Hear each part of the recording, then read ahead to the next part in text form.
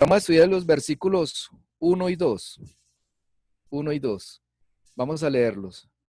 Primera carta de Pedro, capítulo 1, versículos 1 y 2. Dice así: Pedro, apóstol de Jesucristo, a los expatriados de la dispersión en el Ponto, Galacia, Capadocia, Asia y Bitinia, elegidos según la presciencia de Dios Padre en santificación del Espíritu, para obedecer y ser rociados con la sangre de Jesucristo. Gracia y paz os sean multiplicadas. Bueno, hermanos, el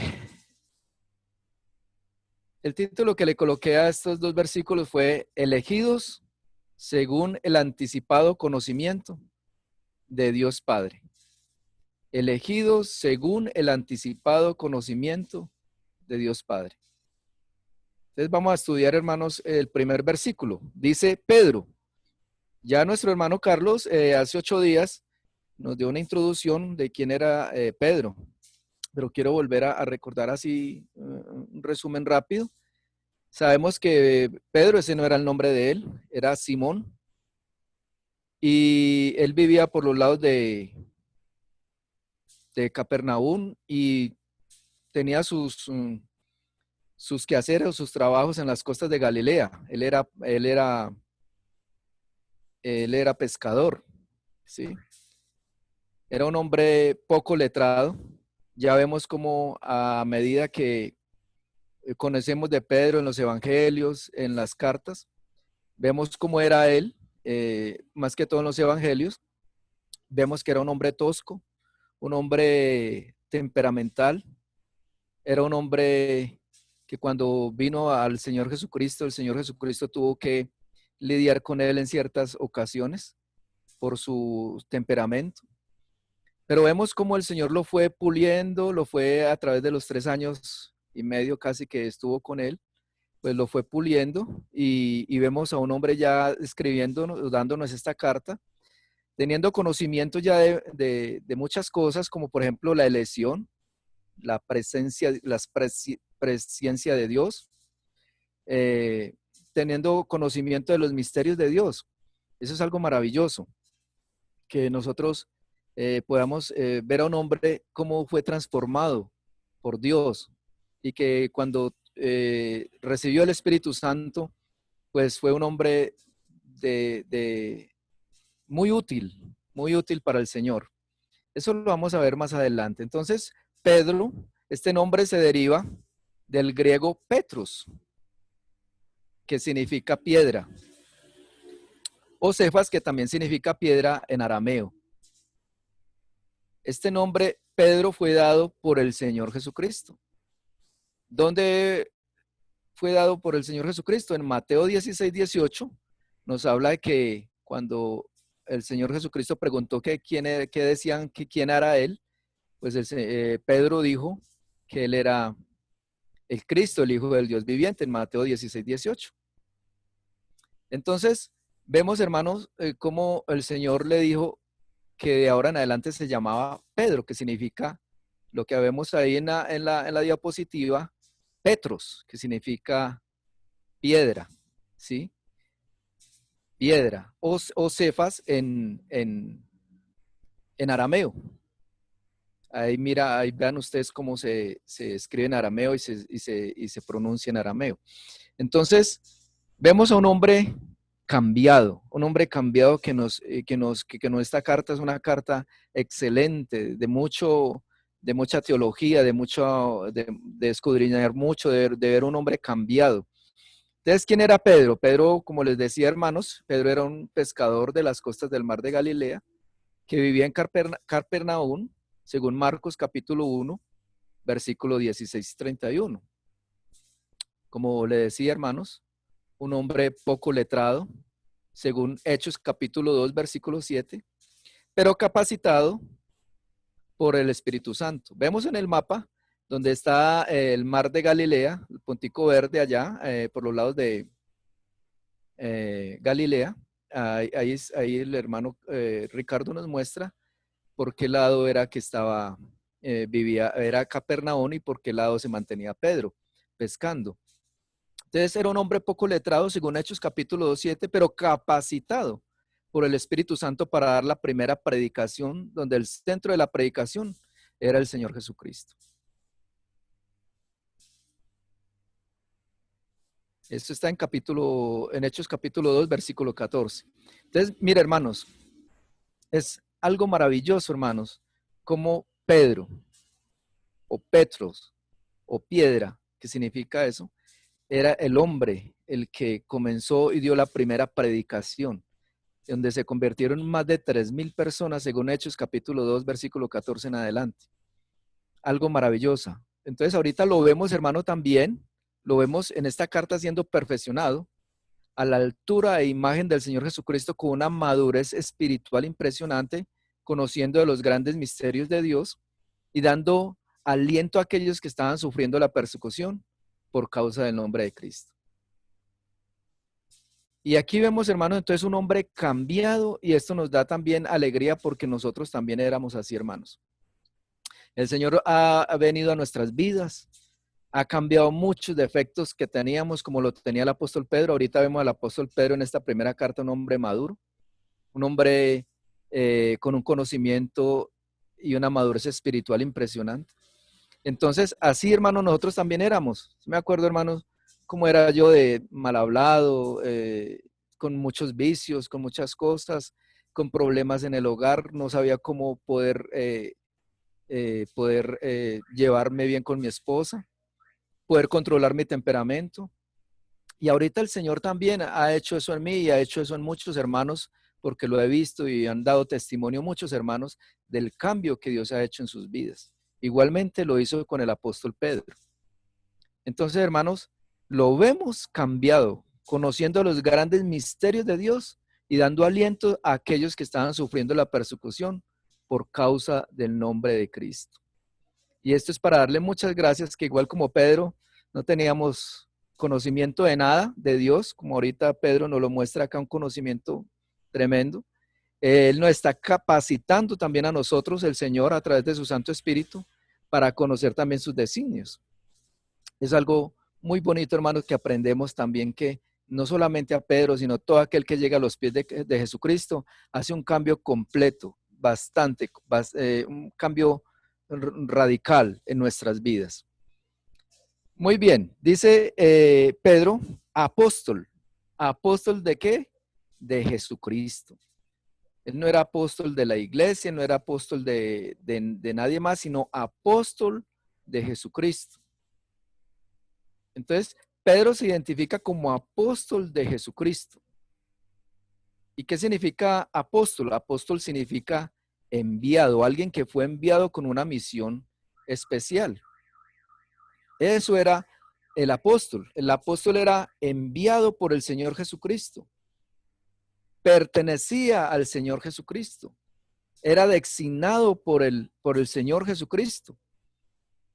No como ahora, hermanos, que no sé, quizás muchos conocen que ahorita está la tendencia del apostolado, de mucha gente se dice que es apóstol, pero la palabra de Dios muestra de que ya no hay apóstoles en este tiempo. Ya el que se diga que es apóstol, o si hay apóstoles como dice la gente, son apóstoles falsos. Son apóstoles falsos. Si dicen que hay profetas, ya no hay profetas. Son profetas falsos. ¿Quién es el verdadero apóstol? Pues la palabra de Dios nos da luces de quién verdaderamente es un apóstol. Y vamos a ver, hermanos, que el apóstol terminó con el apostolado terminó con el apóstol Pablo. Él fue el último de los apóstoles. Pero hay quiero quedarme acá un momentico, hermanos, hablando precisamente de esto, porque hay muchos hermanos viendo enlace y viendo supuestamente apóstoles hablando en el nombre de Cristo. Ellos mismos se autodenominaron apóstoles. Entonces tengamos cuidado cuando vemos estos programas donde alguien se dice apóstol. Y vamos a ver, hermanos, de que apóstoles tenían que haber unos requisitos para poder ser apóstoles. Entonces, ¿quién es un verdadero apóstol? Vamos a Hechos capítulo 1, y si el hermano Ricardo lo puede proyectar ahí en la pantalla, Hechos capítulo 1, y podemos leer qué requisitos habían para ser apóstol, porque el apóstol Pedro sí era un verdadero apóstol. Hechos capítulo 1 y el versículo 21. 21 en adelante. Entonces vamos a ver los requisitos para un verdadero apostolado. Dice el versículo 21, Hechos capítulo 1, versículo 21. Es necesario pues que de estos hombres que han estado junto con nosotros, todo el tiempo que el Señor Jesús entraba y salía entre nosotros, comenzando desde el bautismo de Juan hasta el día en que de entre nosotros fue recibido arriba, uno se ha hecho testigo con nosotros de su resurrección. Y señalaron a dos, a José llamado Barsabás, que tenía por sobrenombre Justo, y a Matías. Y oraron, y orando dijeron, tú, Señor, que conoces los corazones de todos, muestra cuál de estos dos has escogido, para que tome la parte de este ministerio y apostolado de que cayó Judas por transgresión para irse a su propio lugar. Y les echaron suerte y la suerte cayó sobre Matías y fue contado con los 11 apóstoles. Entonces aquí vemos, hermanos, de que acordémonos que Judas pues fue precisamente el que traicionó al Señor Jesucristo, fue y se suicidó, y entonces quedan sino 11. Entonces necesitaban completar los 12. Y entonces buscaron a hombres, dice el versículo 21, que tenía que estar hombres que hubieran estado juntos con ellos cuando el Señor Jesús entraba y salía. También el segundo requisito era que también tenía que haber estado en el bautismo de Juan, Juan el Bautista, cuando bautizó al Señor Jesucristo, y que también hubiera sido testigo de la resurrección del Señor Jesucristo, en el versículo 22. Entonces vemos estos requisitos. Por lo tanto, hermanos, entonces, es unos requisitos que solamente lo cumplieron los 12 apóstoles que conocemos y el apóstol Pablo, que vamos a verlo más adelante. Entonces, hay requisitos. Por ejemplo, entonces ahorita los que se nombran o autoproclaman apóstoles, pues son falsos, porque aquí dice que tienen que haber estado con el Señor Jesucristo. Tenían que haber estado con Él en el bautismo y en su muerte. Entonces, el apóstol Pablo también fue el último de los apóstoles y Cristo mismo lo constituyó apóstol. Entonces ya vemos que hasta Matías estaban los 12 apóstoles, ¿cierto? Pero hay uno que se hizo apóstol también, o se hizo no, Dios lo constituyó apóstol. ¿Quién fue ese? Pues el apóstol Pablo. Y vamos a mirar, hermanos, entonces en Primera de Corintios capítulo 15, 5:18. Vamos a mirar ahí, Primera de Corintios, ¿qué dice el apóstol Pablo? Capítulo 15 y el versículo 5. Vamos a ver qué nos dice. Aquí el apóstol Pablo está diciendo que él le predica el evangelio tal como lo había recibido de parte del Señor.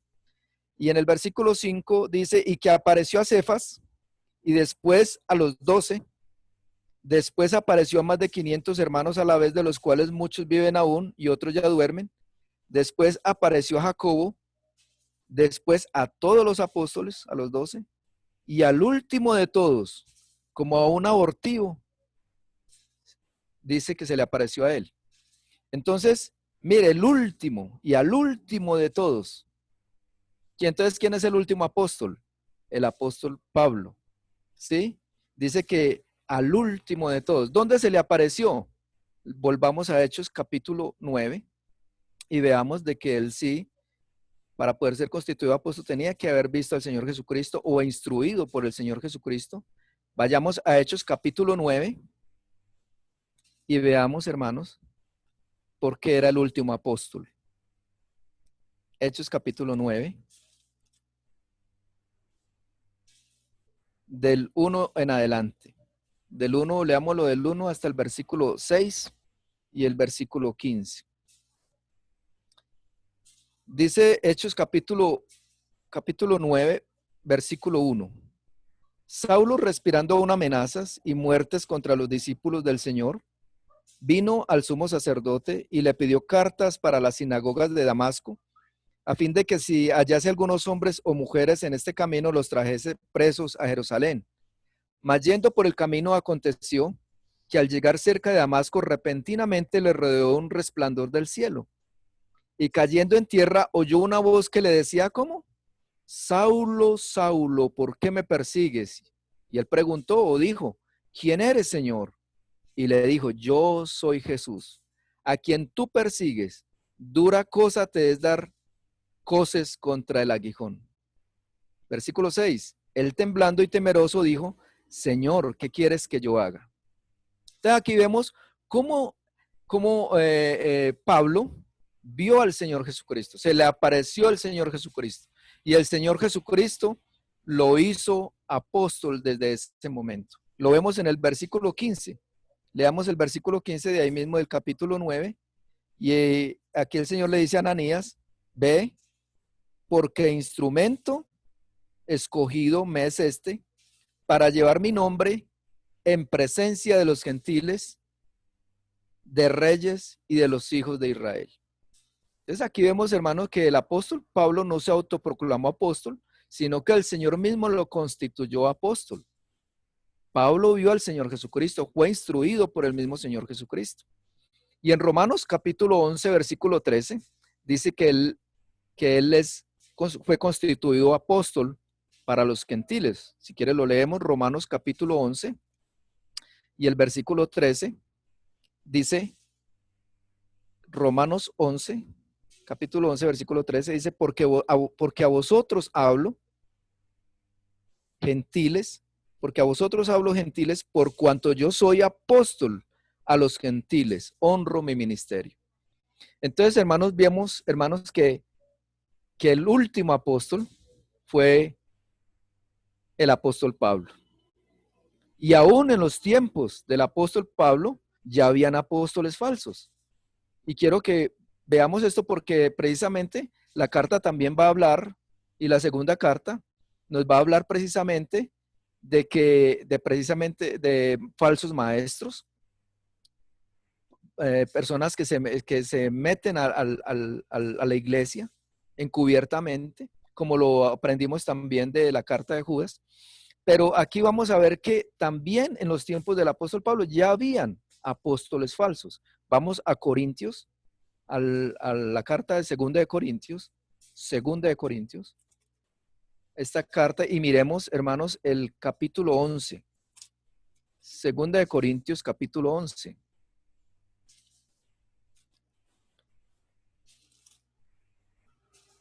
Y versículos 13 y 14. Los versículos 13 y 14. Mira, hermanos, que en la iglesia de Corinto ya habían falsos apóstoles. Versículos 13 y 14. Porque estos son falsos apóstoles, obreros fraudulentos que se disfrazan como apóstolos de Cristo. Y no es maravilla porque el mismo Satanás se disfraza como ángel de luz. Entonces vemos, hermanos, que no habían apóstoles verdaderos después del apóstol Pablo. Los demás son apóstoles falsos. Y todos cuando escuchan que el apóstol, cuando ustedes escuchan en enlace o cuando escuchan o ven por ahí que dicen que viene el apóstol y que vienen a ungirlos, esto es falso. Entonces, queridos hermanos, tengamos cuidado con esto, porque el Señor, veo que Dios nos está hablando a través del Espíritu Santo y veo que esto es de meses que nos está hablando precisamente que nos cuidemos de los obreros fraudulentos, de los falsos apóstoles, de los falsos predicadores, de los falsos ancianos, de los que se meten encubiertamente a la iglesia. Y eso es lo que está utilizando Satanás ahora. Ahorita todo mundo sigue a personas que se dicen ser apóstoles o que están ungidos por el Señor o que, o que hacen milagros y que porque hacen tales milagros entonces tienen un apostolado. Tengamos mucho cuidado con eso, hermanos. Entonces volvamos otra vez a la carta. Ya sabemos quién era Pedro, ya sabemos que es un apóstol. El apóstol es un enviado del Señor Jesucristo, designado por el Señor Jesucristo. Y sigue diciendo, Pedro, apóstol de Jesucristo, a los expatriados, a los expatriados. ¿Quién eran los expatriados? Ya nuestro hermano Carlos nos mostró que los expatriados eran judíos creyentes que estaban siendo perseguidos, estaban sufriendo mucho y fueron dispersos por el Ponto, Galacia, Capadocia, Asia y Bitinia. Entonces, expatriados. ¿Qué significa esa palabra expatriados? Esa palabra significa exiliado, alguien que está viviendo en un lugar temporalmente como extranjeros. Entonces, eso era lo que estaba pasando, hermanos. Habían sido dispersos por la persecución. Estaban siendo perseguidos. La iglesia estaba dispersa, ¿sí? Porque estaba siendo perseguida en los tiempos aún en los tiempos del mismo Saulo de Tarso, en Hechos 8:1-3, él los perseguía y muchos fueron esparcidos. El mismo rey Herodes, en Hechos capítulo 12, versículo 1-5, cuando mató a Jacobo, también, pero especialmente, hermanos, en los tiempos del emperador Nerón, donde en esos tiempos donde fue incendiada Roma, en el año 64 y le echó la culpa a los cristianos. Entonces unos echaron para Ponto, otros para Galicia, Galacia, otros para Capadocia, otros para Asia y Bitinia. Regiones que quedaban en Asia Menor, lo que hoy es Turquía, como nos lo enseñaba nuestro hermano Carlos.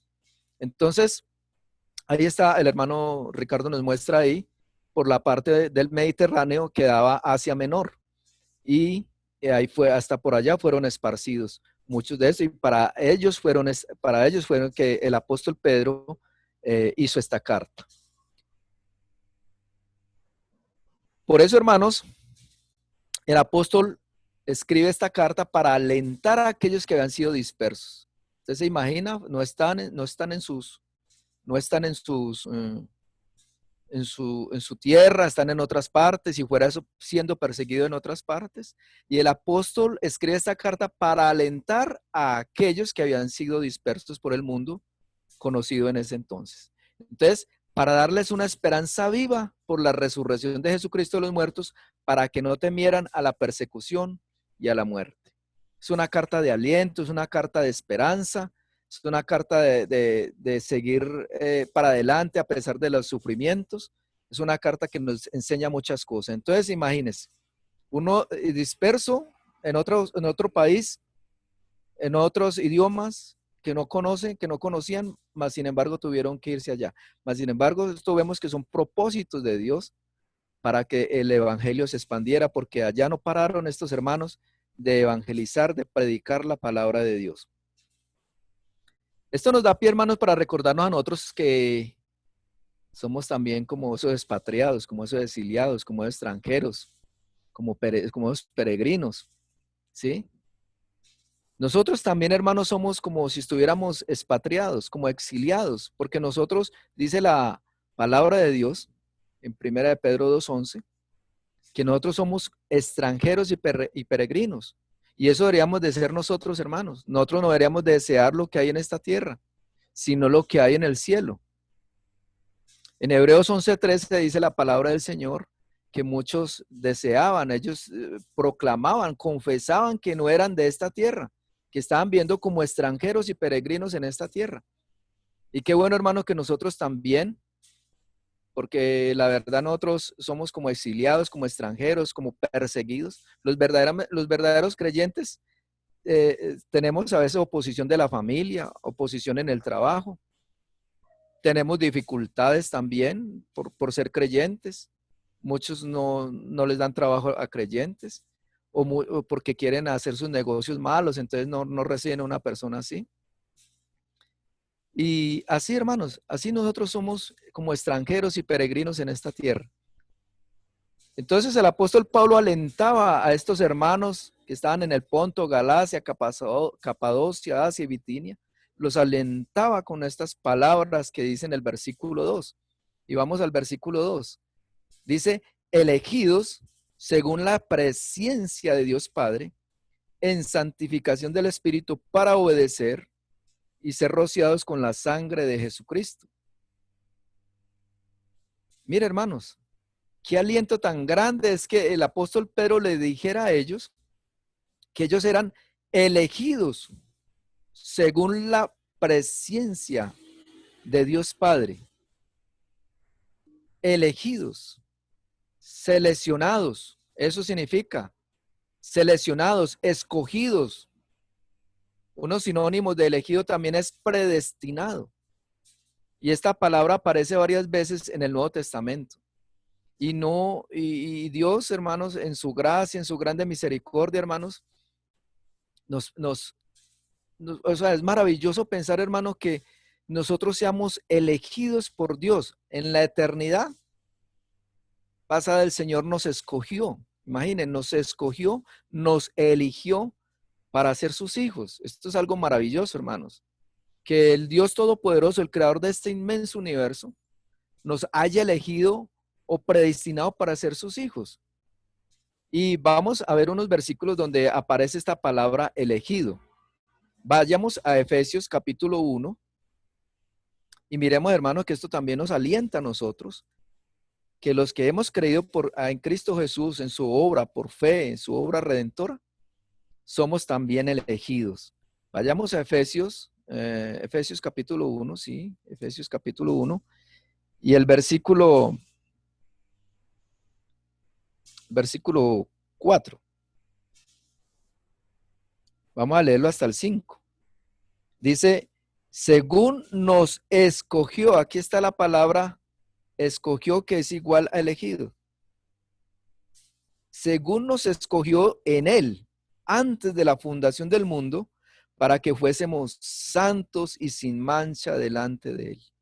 Esto es algo maravilloso, querido hermano. Yo me pongo a ver mi vida, hermano, y a veces como ofendo al Señor durante el día, durante la noche, con algo, porque en algo pecamos contra el Señor. Aún si no hacemos lo bueno, ya estamos pecando delante del Señor.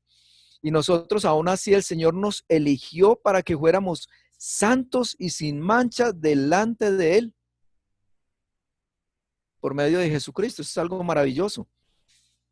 En el versículo 11 dice también, en Él asimismo tuvimos herencia, habiendo sido predestinados, que también es un sinónimo de elegidos, conforme al propósito del que hace todas las cosas, según el designio de su voluntad. Es algo maravilloso, hermanos. Es algo maravilloso que nosotros hayamos sido elegidos por un Dios tan amoroso, tan misericordioso, que nosotros no merecíamos nada, hermanos. En el Salmo capítulo 8 dice que quién es el hombre para que Dios se acuerde de nosotros, tenga de él memoria. Esto es algo maravilloso, hermano. Nosotros elegidos para que fuéramos santos y sin mancha delante de él. Algo maravilloso, hermano, que solamente se entiende es por la fe.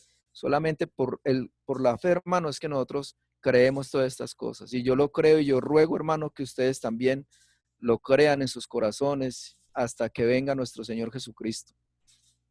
Segunda de Tesalonicenses también nos habla que hemos sido elegidos. Segunda carta a los Tesalonicenses, capítulo 2.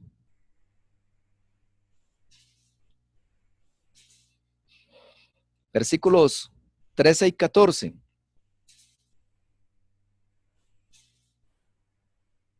Dice segunda de Tesalonicenses, capítulo 2, versículos 13 y 14.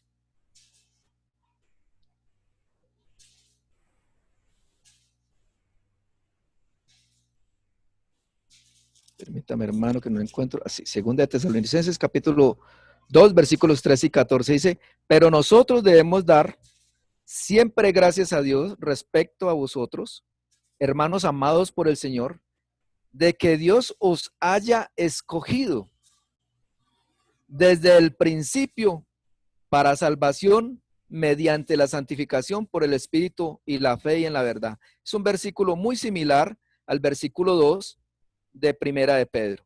Dice, pero nosotros debemos dar siempre gracias a Dios respecto a vosotros, hermanos amados por el Señor, de que Dios os haya escogido desde el principio para salvación mediante la santificación por el Espíritu y la fe en la verdad. Vemos esta otra vez esa palabra, escogidos. Fuimos escogidos. Y como el apóstol Pablo le dice a los tesalonicenses, debemos de estar muy, pero muy agradecidos, hermanos, de que el Señor nos haya escogido desde antes de la fundación del mundo para ser sus hijos, para ser santos y sin mancha delante de Él. Es algo maravilloso, queridos hermanos. Y hay otros versículos similares, por ejemplo, 2 de Timoteo, ahí pasan tres hojitas más, 3 o 4 hojitas más. 2 de Timoteo, capítulo 1. 2 de Timoteo, capítulo 1, y el versículo 9, dice también, quien nos salvó y llamó con llamamiento santo. O sea, cuando dice nos salvó y llamó, quiere decir que ya éramos elegidos, con llamamiento santo, no conforme a nuestras obras, sino según el propósito suyo y la gracia que nos fue dada en Cristo Jesús antes de los tiempos de los siglos. Esto es algo maravilloso que nosotros podemos ver, hermanos, de que nosotros hayamos sido seleccionados desde antes antes de la fundación del mundo. Es algo maravilloso, hermanos, poder pensar en esto. Muy bien, vayamos nuevamente a la carta de Primera de Pedro. Ya sabemos que quién era Pedro, sabemos que era apóstol de Jesucristo, enviado, designado por él, a los expatriados, que significa que estaban dispersos, exiliados, y también en qué lugares estaban. Ahorita vemos en el versículo 2 que fuimos elegidos según la presencia de Dios. Aquí hay algo que conecta con elegidos, con esta palabra elegidos, y es que fuimos elegidos según la presencia de Dios Padre. Y ahí vemos unas palabras en griego, ¿sí? Presencia significa prognosis, ¿sí? Que significa conocer de antemano, es igual a conocer de antemano, o previo conocimiento, o conocimiento de las cosas futuras. Eso significa presencia. O sea que el Señor, Dios Todopoderoso, nos eligió según su anticipado conocimiento de cada uno de nosotros. Nos conoció de antemano, previo conocimiento a las cosas futuras. Entonces fuimos elegidos según la presencia de Dios Padre. Es maravilloso pensar, hermanos, que Dios, el Todopoderoso Creador de los cielos, del universo, nos haya elegido o nos predestinó para ser sus hijos por su anticipado conocimiento. En su presencia, Dios conoce los corazones de cada ser humano. Él nos conoce. Efesios 1:3, volvamos allá, hermanos, para que miremos. Efesios 1:3, mire lo que nos dice.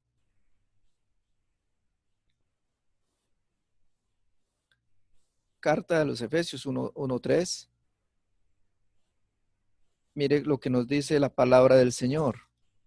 Dice, bendito sea el Dios y Padre. Y quiero leerlo,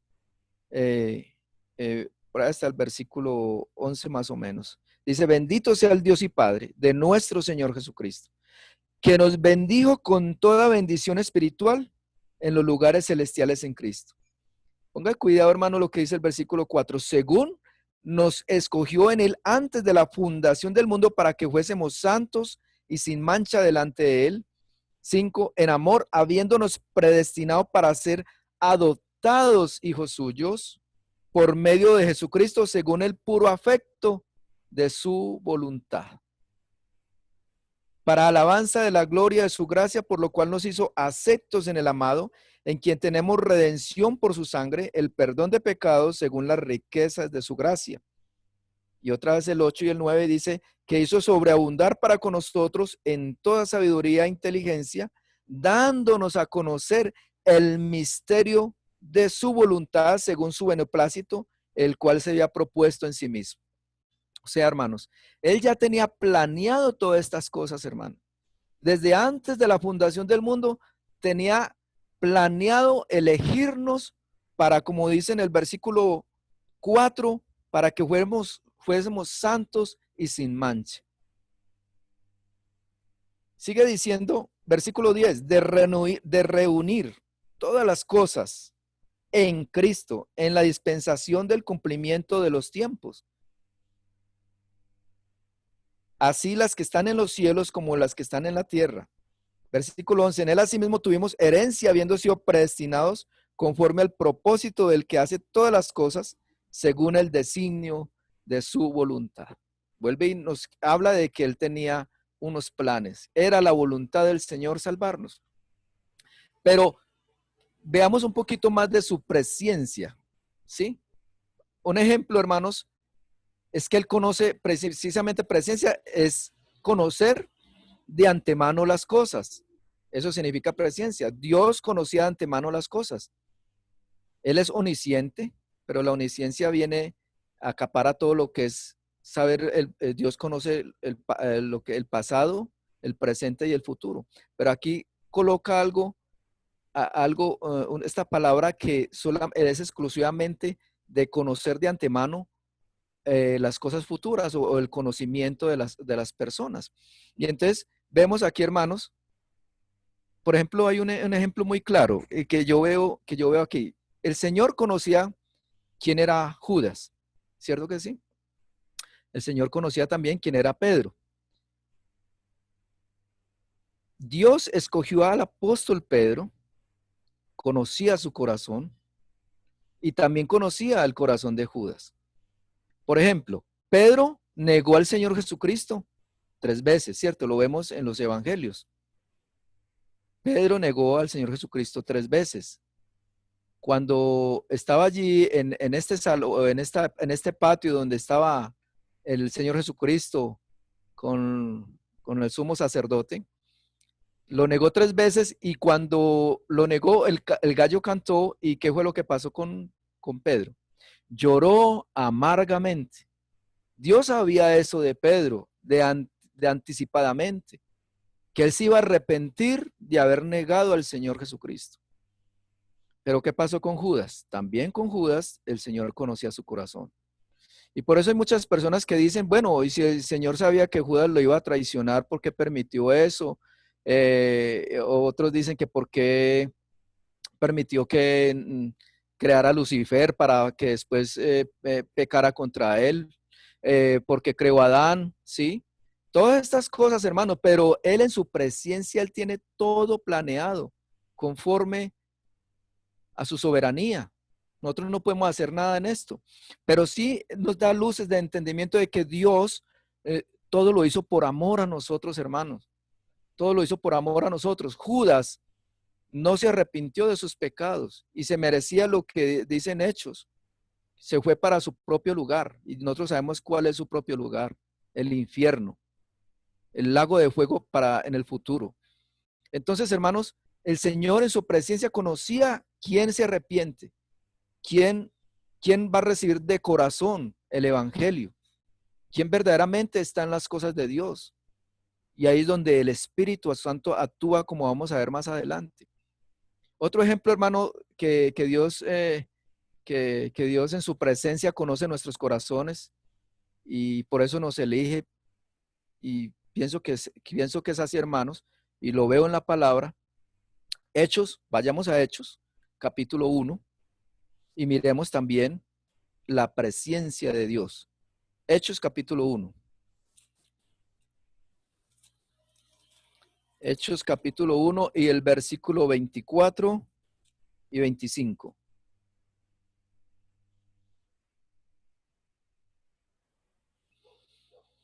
Nuevamente volvemos a Hechos capítulo 1, donde están nombrando al sucesor de Judas. Pero mire lo que dice aquel versículo 24 y 25. Y orando dijeron, mire lo que dice acá, hermanos, que aquí vemos la presencia del Señor. Tú, Señor, que conoces los corazones de quién? De todos, hermanos, de todos. Él conoce los corazones de cada uno de nosotros.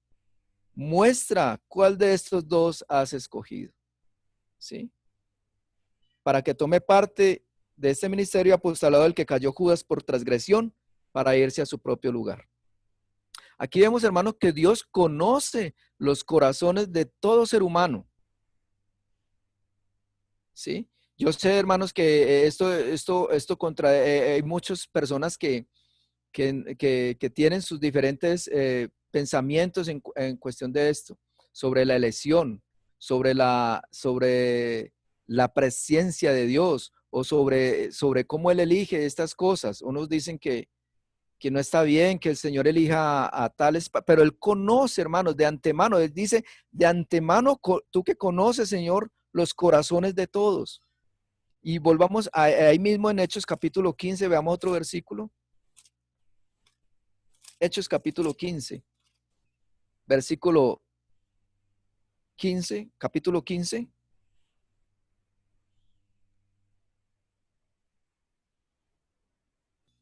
Y el versículo 7 hasta el 9. 15, 7 hasta el 9. Dice, y después de mucha discusión, estaba aquí discutiendo sobre algo, sobre si los que eran ya cristianos tenían que volver a circuncidarse. Ya estaban arreglando esto, pero aquí en el versículo 7 dice, después de mucha discusión, Pedro se levantó y les dijo, varones hermanos, vosotros sabéis como ya hace algún tiempo que Dios escogió que los gentiles oyesen por mí, por mi boca, la palabra del evangelio y creyesen. Y mire lo que dice el versículo 8, hermanos. Y Dios que conoce los corazones, les dio testimonio dándoles el Espíritu Santo, lo mismo que a nosotros.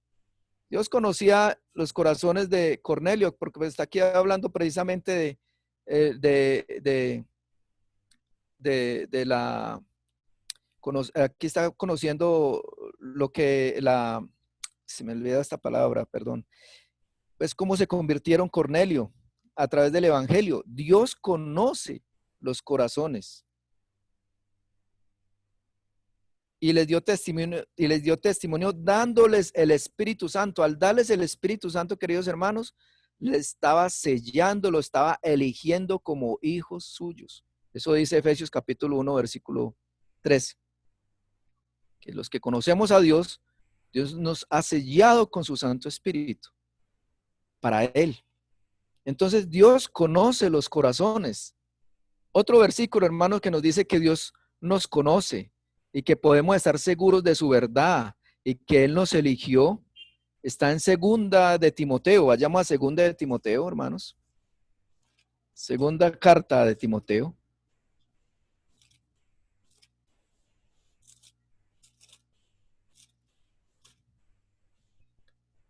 Capítulo 2. Segunda carta de Timoteo, capítulo 2. Y el versículo 19. Mire lo que dice acá, hermanos. Pero el fundamento de Dios, segundo de Timoteo capítulo 2, versículo 19, pero el fundamento de Dios está firme. O sea, la verdad que Dios nos está dado está firme, teniendo este sello. Imagínense, está sellado. Conoce el Señor a los que son suyos. Aquí está hablando de presencia de Dios. El conocimiento anticipado de las cosas futuras, el conocimiento previo o que conoce de antemano. Pero el fundamento de esta firme, teniendo este sello, conoce el Señor a los que son suyos. Y por eso el Señor nos dice, que como nos conoce, como ya nos eligió, como somos santificados por el Espíritu, dice, apártese de iniquidad todo aquel que invoca el nombre de Cristo. Hermanos, usted, el Espíritu Santo, le corrobora en este momento que usted es una persona elegida por Dios, pero tiene que apartarse de iniquidad todo aquel que invoca el nombre de Cristo. Nosotros, hermanos, como elegidos, porque precisamente nos eligió para estar como, lo leíamos en Efesios ahorita, capítulo 1, versículo 4, para ser santos y sin mancha delante de Él. Por eso dice ahí, apártese de iniquidad todo aquel que invoca el nombre de Cristo.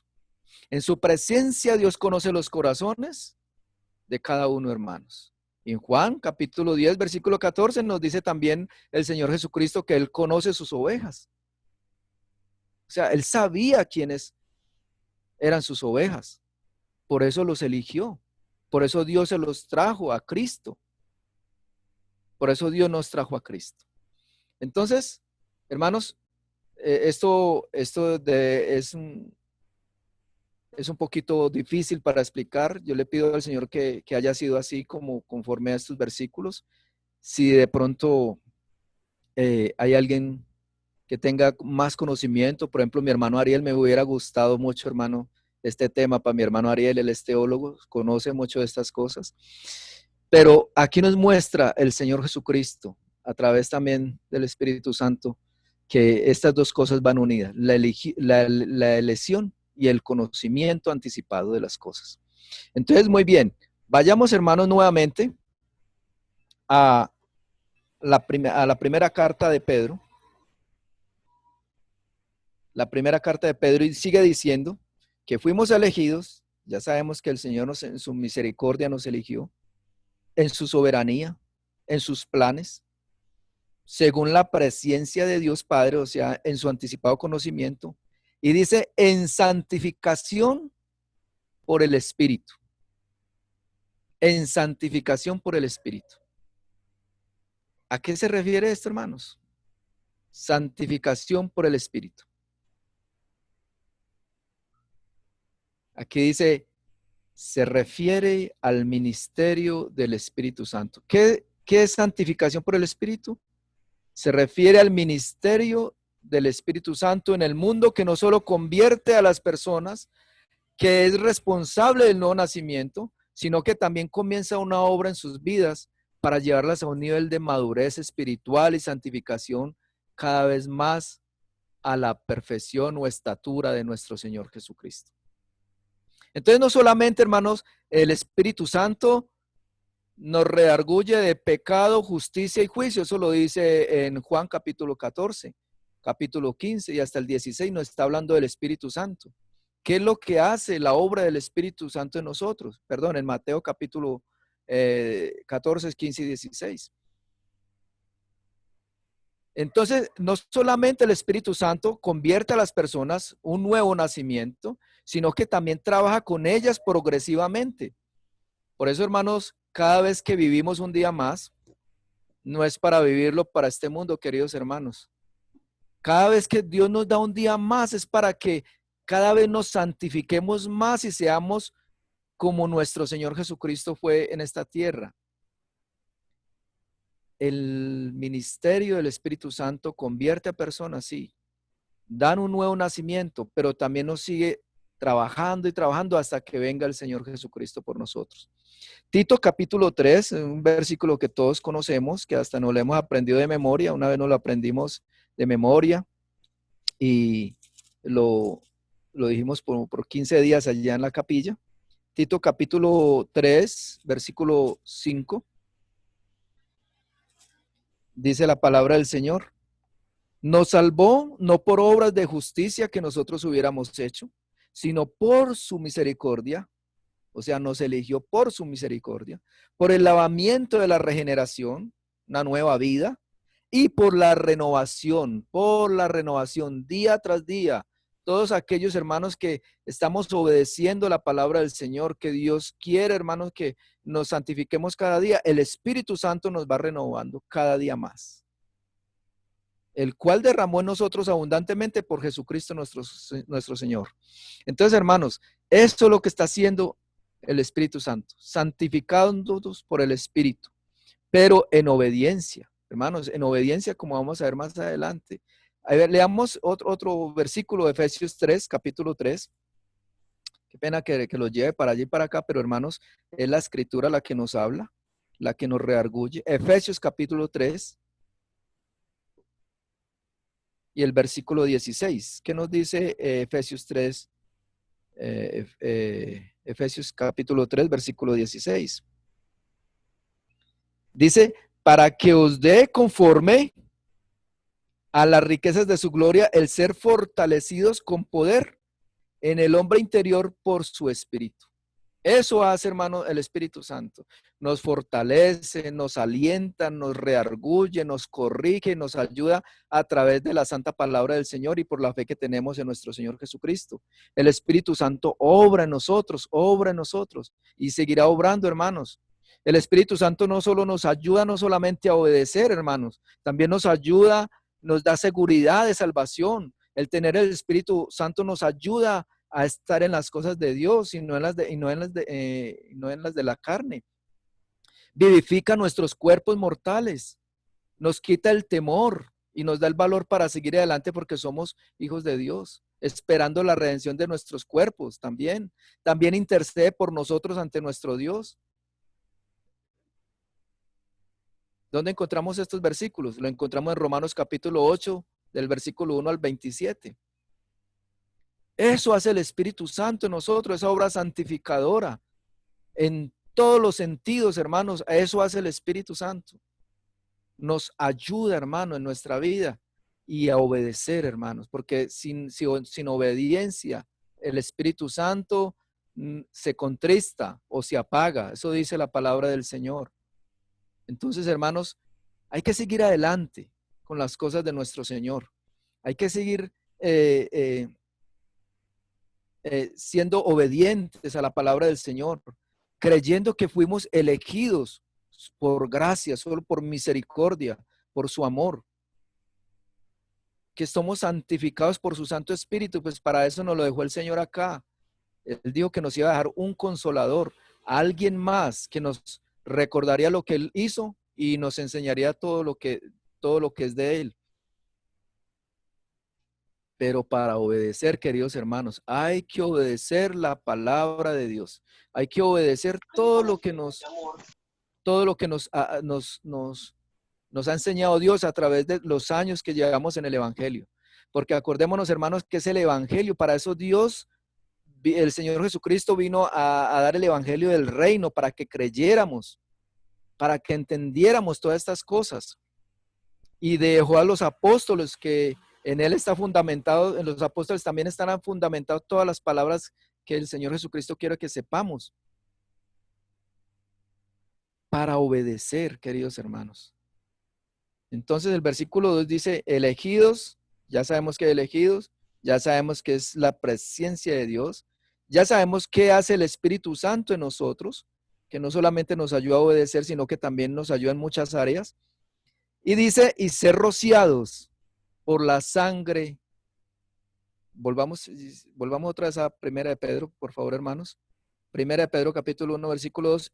Y ser rociados con la sangre de Jesucristo.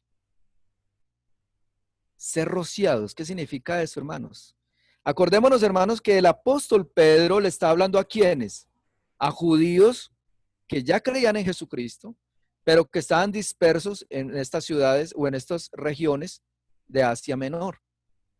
Eran judíos y por eso él toma esta expresión sacada del Antiguo Testamento. Entonces, nuevamente vuelvo y le repito, hermano, recordemos que el apóstol Pedro está escribiendo aquí a aquellos que habían crecido en el judaísmo, pero que se convirtieron con el evangelio de Pablo, de Pedro y de todos los apóstoles. Y ellos eran la diáspora, la dispersión, los judíos creyentes que vivían en Asia Menor. A ellos es que le dice que y ser rociados con la sangre de Jesucristo, porque ellos entendían estas palabras. ¿Por qué las entendían? Porque esto estaba en el Antiguo Testamento, ¿sí? y comprendieron que en el día de la expiación el sumo sacerdote llevó con él la sangre cuando entró en el lugar santísimo y que roció la sangre 7 veces en el propiciatorio. Está en Levítico capítulo 4 y Éxodo 24 cuando Moisés también roció al pueblo, que era la confirmación del pacto de Dios con el pueblo de Israel. Entonces, hermanos, ahora el Señor, hermanos, ahorita en el caso de nosotros, sabemos que ya no fue rociada esa sangre como lo hacían los sacerdotes en el propiciatorio, por el pueblo, por el pecado del pueblo, o por el pacto que estaba haciendo allí Dios con, con el pueblo de Israel cuando Moisés roció al pueblo con la sangre.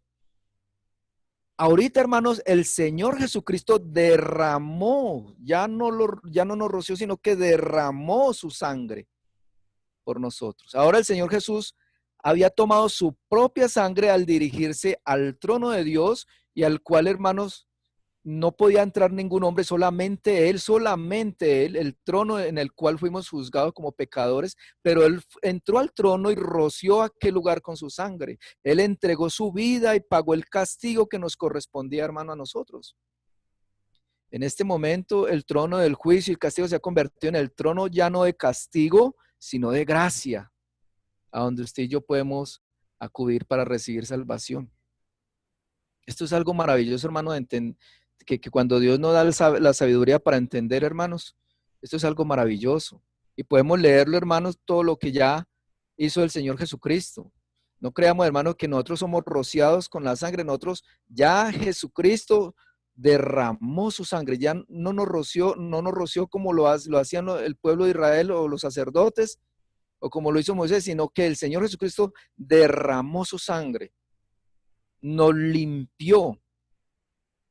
Leamos Mateo capítulo 26 y veamos, hermanos, que el Señor ya hizo un nuevo pacto, no como lo hizo con Moisés allí en Éxodo 24, sino que es un nuevo pacto en su sangre. Mateo capítulo 26 y el versículo 28. Mateo 26, versículo 28. Dice la palabra del Señor, el versículo 28, porque esta es mi sangre. Cuando está instituyendo la cena del Señor, Él tomó la copa y dijo, porque esta es mi sangre del nuevo pacto que por muchos es derramada, no rociada, es derramada para remisión de los pecados. ¿Y cuántos pecados, hermanos? Yo le doy gracias a Dios, hermano, porque el Señor conocía mi vida, de antemano conocía mi vida me causa vergüenza, hermano, hasta pensar todo lo que yo hice cuando en mi juventud. Pero el Señor a la edad de 36 años de mi vida me llamó a su gracia, me eligió para ser su hijo, para ser hermano de ustedes y hermano del Señor Jesucristo. Esto es algo maravilloso, hermanos, que la sangre de Cristo derramada nos remitió esos pecados o nos condonó esa deuda, nos limpió con su sangre preciosa y nos hizo más blancos que la nieve. Hebreos capítulo 10, y es algo que lo leemos mucho en la cena, sino que a veces no le damos no le damos el discernimiento que se debe, hermano, a estos versículos. Hebreos capítulo 10 y los versículos 1 en adelante. Mire lo que dice la palabra de Dios.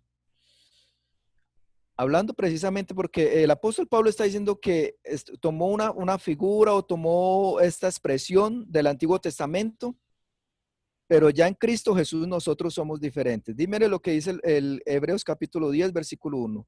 Porque la ley, teniendo la sombra de los bienes venideros, o sea, lo que estaba pasando allá con Moisés, con todas las cosas que se hacían en el tabernáculo, no la imagen misma de las cosas, nunca puede por los mismos sacrificios que se ofrecen continuamente cada año hacer perfectos a los que se acercan.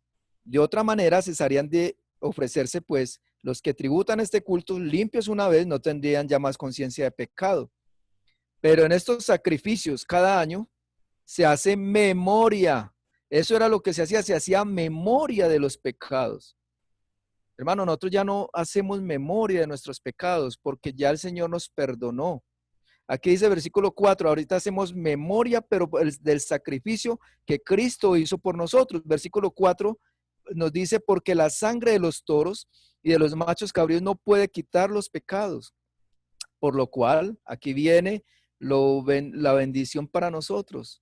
Por lo cual, entrando en el mundo, dice, sacrificio y ofrenda no quisiste, mas me preparaste cuerpo. Holocaustos y expiaciones por el pecado no te agradaron. Entonces dije, he aquí que vengo, Dios, para hacer tu voluntad, como en el rollo del libro está escrito de mí, diciendo, primero, sacrificio y ofrenda y holocausto y expiaciones por el pecado no quisiste ni te agradaron, las cuales se ofrecen según la ley. Y diciendo luego, he aquí que vengo, Dios, para hacer tu voluntad. Quita lo primero para establecerlo esto último. ¿Dónde fue? Lo acabamos de leer, Mateo capítulo 26, versículo 28. En esa voluntad somos santificados mediante la ofrenda del cuerpo de Jesucristo, hecha una vez y para siempre. Hermanos, qué gozo, hermanos, que no sé qué gozo siente usted en su corazón de saber que ya no es a través de estos sacrificios, que lo que hacía era hacer memoria de los pecados. Ahorita ya hacemos memoria de que Cristo Jesús pagó por mis pecados. Ahorita hacemos memoria de que el sacrificio de Cristo en la cruz, en su cuerpo y en su sangre, ya ahorita ya no tenemos castigo, ya estamos limpios. Eso nos recuerda que somos hijos de Dios. Eso nos recuerda, hermanos, que algún día vamos a estar eternamente en el cielo con el Señor, porque eso lo dice su palabra. Es algo maravilloso, hermanos, poder pensar y sentir esto en nuestro corazón. Primera de Pedro, capítulo 1. Ahí vayamos. Primera de Pedro, capítulo 1. El versículo 19. 18, leámoslo desde el 18. Dice, Primera de Pedro, capítulo 1, versículos 18 y 19. Gracias, hermano Ricardo. Sabiendo que fuiste rescatados de vuestra vana manera de vivir, la cual recibiste de vuestros padres, no con cosas corruptibles como oro o plata, sino con la sangre preciosa de Cristo, como de un cordero sin mancha y sin contaminación, ya destinado desde antes de la fundación del mundo, pero manifestado en los postreros tiempos por amor de vosotros. Maravilloso, queridos hermanos.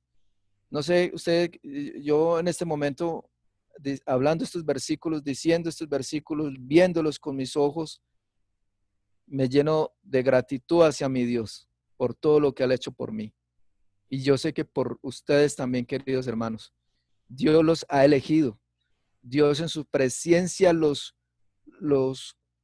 escogió a ustedes para ser sus hijos, santos y sin mancha. Nos escogió para obedecer, hermanos. Y que todo por medio del sacrificio de Jesucristo en la cruz. Esto es algo maravilloso.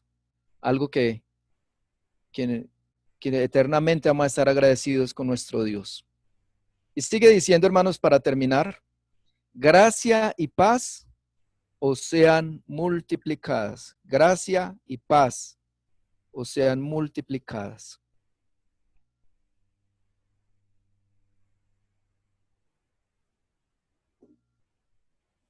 Así termina la carta o termina este versículo. Gracia y paz os sean multiplicadas. La gracia de esa salvación, hermanos, la gracia de ser hijos de Dios, la gracia, porque la gracia abarca un poco de cosas, hermanos. La gracia de la salvación, la gracia de ser hijos de Dios, la gracia de tener el Espíritu Santo de Dios, la gracia de ser, de estar en comunión, de poder ser unos, tener un mismo sentir, la gracia de que el Espíritu Santo nos ayude en todas las cosas que necesitamos. Y eso Eso nos da paz, hermano, de saber que Dios nos dio un don inefable que fue el Señor Jesucristo y que esa gracia hace que nosotros estemos en paz en este momento. Que puede venir las dificultades más horribles que están pasando los de Ponto, los de Asia, los de Capadocia, que pueden venir los problemas más grandes, pero que nosotros vamos a estar firmes en las cosas del Señor. Esta carta no solamente, hermano, era para ellos, esta carta es para nosotros también.